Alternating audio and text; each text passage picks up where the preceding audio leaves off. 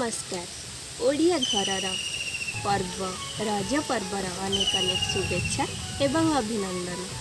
आषाढ़ वर्षार पहली स्पर्श माटी माँ हुए रजवती। प्राचीन कालरू पालित होई आसुथिबा रज पर्व 3 दिन धरी पालन करा जाए। रज पर्व में कुमारी माने सजेई होई पोड़ पिठा खाई दोली खेलती गाँ आंब तोटारे। लुडु खेल सांग को ताश पशापाली आसर जमे घरे घरे।